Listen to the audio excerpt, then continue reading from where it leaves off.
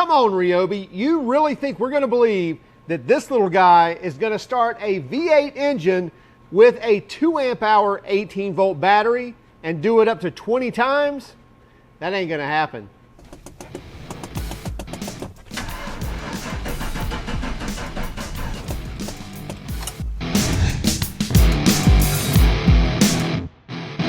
So we've got the RYOBI 18 volt Jump Starter. Comes kitted with a 2 amp hour 18 volt battery.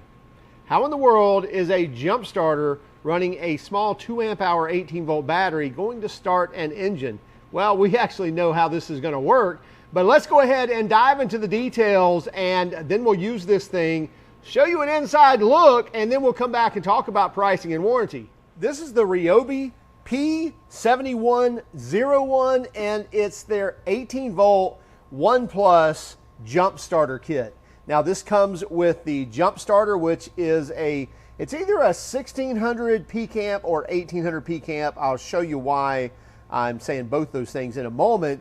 But it comes with the Jump Starter with a 2 amp hour battery and with the charger you see here.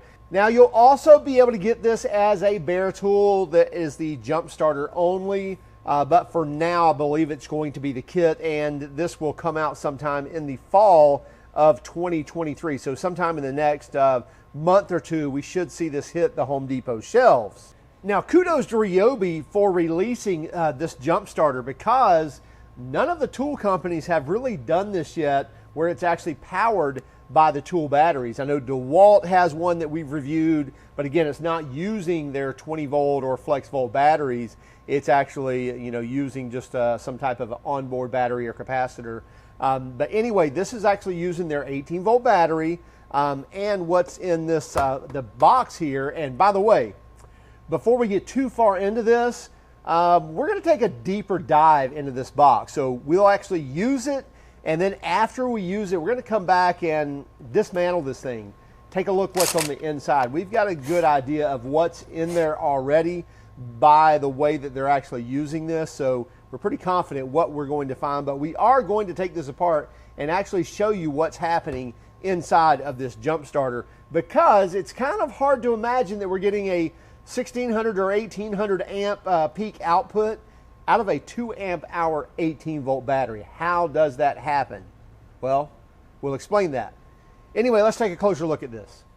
So you see we get a carrying handle here. The feet are actually on the bottom right here, so it's meant to lay down this way, not really stand up. In fact, if you look at the bottom, it's kind of got a little bubble right here, so it really doesn't want to stand up on its battery side. It's meant to sit down on the feet this way, and this is kind of the front of the machine. Now the 18 volt battery is going to plug in. There's a spring-loaded door back here, so you can lift that up and put in your battery and close it down. And you can see you can run a much larger battery as well, but there's really no need to, because they say we get up to 20 jump starts off of that 2 amp hour battery. Again, how are they doing that? We'll explain. So here we have the leads. We have the black for negative and the red for positive, and they're also marked. Look like pretty beefy leads on here. Good teeth to grab onto and good heavy spring to clamp well. So I love the fact that we have cable management or cord management here, so the clamps have a place to be, have a place to go, keeping the wires out of the way, and easy to carry this thing, put it in your vehicle, and wires aren't just dangling all over the place. Now, just for an idea, not that it's a big deal, but just to give you an idea of how big this thing is, it's about 1 foot long, so about 12 inches long, a little short of 12 inches without the handle there. So the body of it is just short of 12 inches.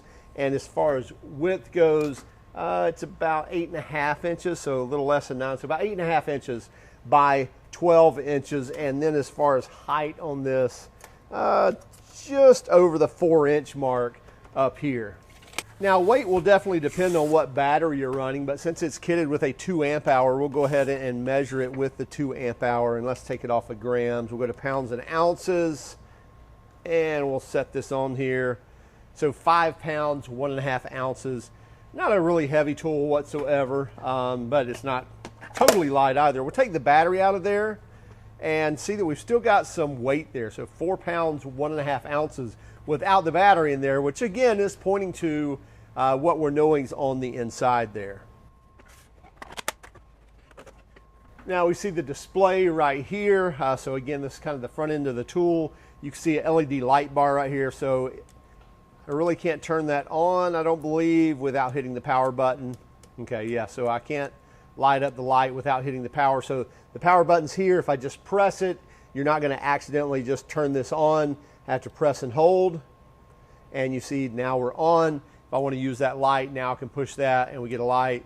Push it again, and then it's a blinking light, so you could use this roadside if you wanted to just kind of let people know that you know, something going on, or you can use this as a work light as well, so you just get a solid steady light as well.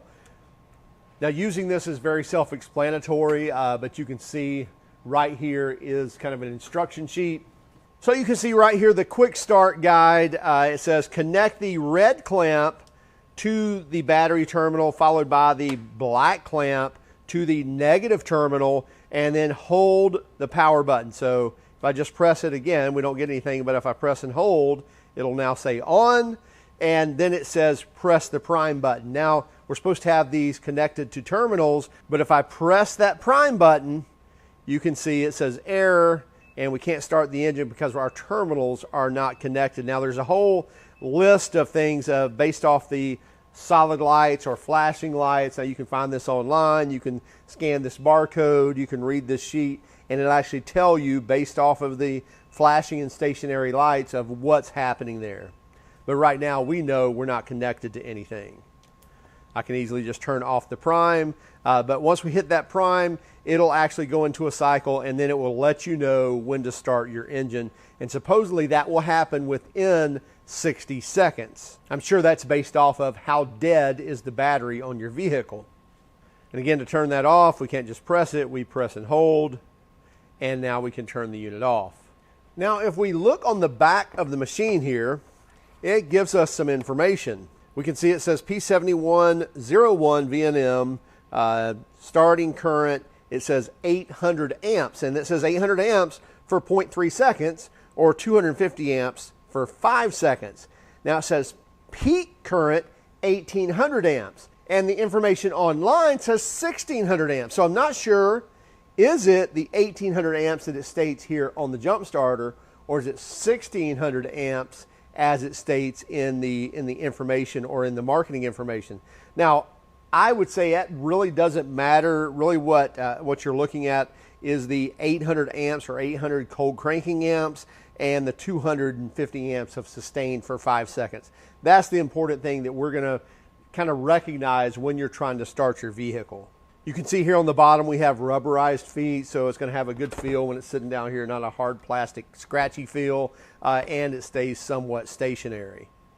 Now chances are underneath the hood of your vehicle, it's probably not going to have a really flat place to sit anyway, so that's probably that point is probably pretty moot. But anyway, let's go ahead and take this and go use it and see what we think.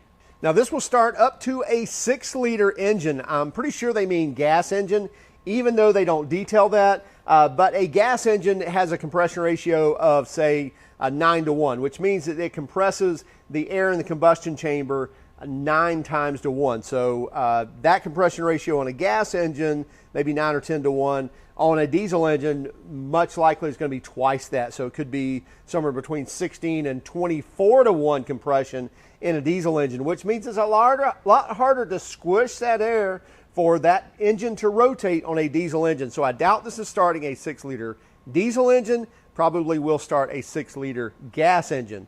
And again, as I mentioned, it's supposed to start with a 2 amp hour battery up to 20 starts of a vehicle on a 2 amp hour battery. Also built on board of this with the cautionary lights, it will actually detect a reverse polarity situation. It will also be anti-spark. So it's not going to send the signal or send the boost to the cables until it knows that everything's hooked up correctly and ready to go.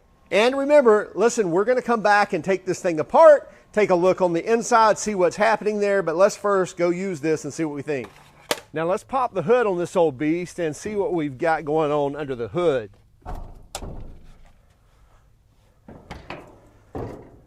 Now what we've got going on here is a 7.4 liter big block 454 Chevrolet, and I believe the battery is absolutely dead. We'll check that out here in just one moment. Okay, we're going to hit the ignition and see what we get. Absolutely nothing. So I've got no voltage whatsoever, no buzz, no anything. And just to confirm that, we can see our readout here on our multimeter. 0.18 volts. Yeah, I think that's pretty dead. I don't have high hopes for this. Let's see what happens. Okay, so let's go through. We're going to connect the red here. Make sure we have a good connection. Power on. Green light. Prime. So it says press to prime, hold to override. So I'm going to go into override because it's probably not sensing any type of voltage. I'm going to hold it. So now it says priming. It's flashing on the priming.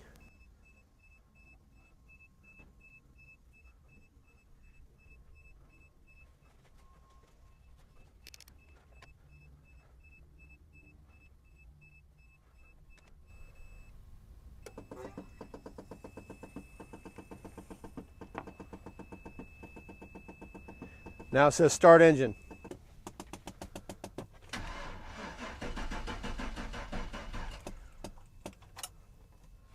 Okay, this engine hasn't been started in months, and so I'm going to go through that again. You can see it cranked over, it turned over, just didn't fire yet. Probably needs to get fuel up to the injectors. So let's go through that again. I'm just going to press. Okay, so that time I didn't have to go into override. So we've got some voltage in the battery that it's probably recognizing. Now it's going through the priming. Once it finishes that, we can try to start it again.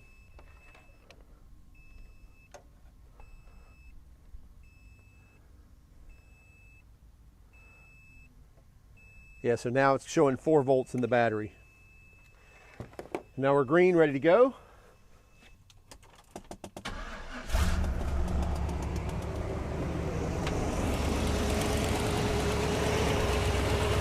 Power it down.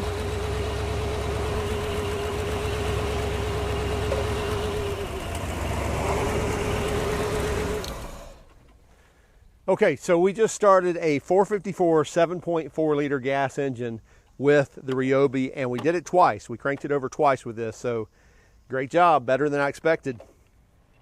Okay, let's take a look on the inside here, but first we're going to get rid of this battery, and then we want to be very careful. We do not recommend actually doing this. Looks like we'll have to resort to hand tools here.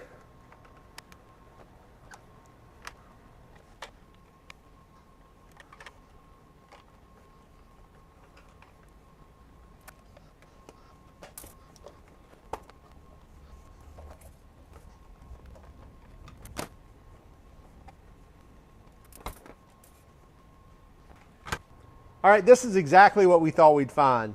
We have large capacitors here that are providing the power. The 18-volt battery, all it's doing is charging these capacitors. And that's why off of that 2 amp hour battery, we can get 20 jump starts. And that's why that 18-volt battery is not really providing the ump or the power or the amp output from the actual 18-volt cell. It's actually coming from these capacitors. And that's how you're getting the power. So be very careful. First, do not do this. But we wanted to show you what was happening here and how you can take a 2 amp hour battery and over start what we just started, that big block, that 7.4 liter. But it's doing it based off of these capacitors here. And by the way, there's 2 more capacitors underneath this one. So we've got 5 large capacitors that's providing the power to jumpstart the vehicle. And by the way, these say 3 volts, so 5 times 3 is 15 volts, and then 500 farads as well. So a lot of times you'll see capacitors that say microfarad. These are actually measured in farad. So 500 farad at 3 volts, and that's what's providing that power to deliver that 800 cold cranking amps or 800 amps at 0.3 seconds or whatever it was.